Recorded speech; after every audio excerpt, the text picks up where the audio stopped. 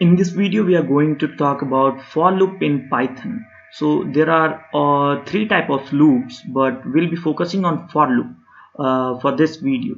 So let's see, why do we need a loop and what is it and how to use it. So we have seen list in previous videos. Let's assume now we have a list again, list of items will be equal. So last time we had a list of numbers, now we'll have a list of strings. Let's say we have chicken, mutton, spices, maybe oil.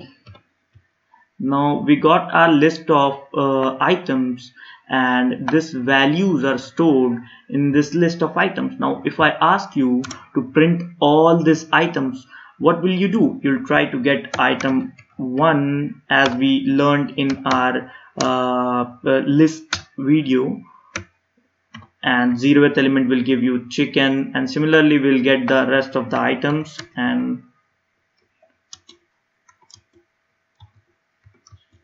yes, so we'll get our rest of the items, and we'll change the value 1, 2, 3.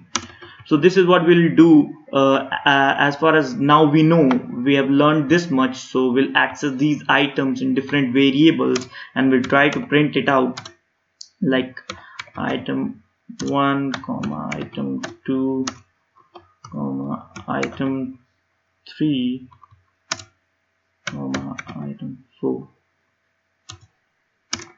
Now if you try to print this out, we'll get our output as we need it. So this list is given in a form of string, and we are trying to use 4 variables to get our 4 different items. Now what if we have a list of 100 items? Maybe we can have rice, wheat, and so and so. So what do we need to do? Do we need to have 100 variables? No.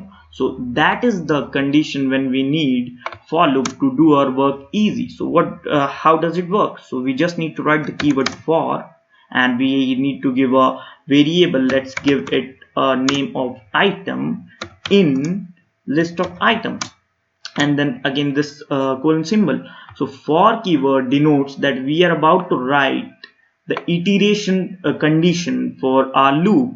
Now this item variable will store one value at a time from this list, and it will store from the starting of the list to the ending of the list. Now this will help you in understanding. Now let's see, if we try to print and run this, see, without having multiple variables, we ended up printing all the values inside the list. And this is why we need for loop or while loop, make our work more efficient. And hence we can have one more example to understand how the loop flows. Let's say we write for, and this time we'll name our variable in standard form. They take it as I, for I in range. Now range is a built-in function where we can give range from where to where we want to run our loop. Let's say we want to run our loop from 1 to 10. Now if you try to print I, we'll understand it much better. Now see, we started from the 1. I had a value of 1 in the beginning of the loop, then 2, then 3, and it ended on 9 because we don't consider 10. If we want to print it till 10, we need to take 1 above than the ending value. Similar we learned in list. So this is how a for loop works in Python, and we'll learn about while loop while making project. And this is the basic format of for loop for almost all the programs that you will be doing. So at the beginning stage, this much only we need. After doing few more programs, we'll learn how to use for loop for different purposes.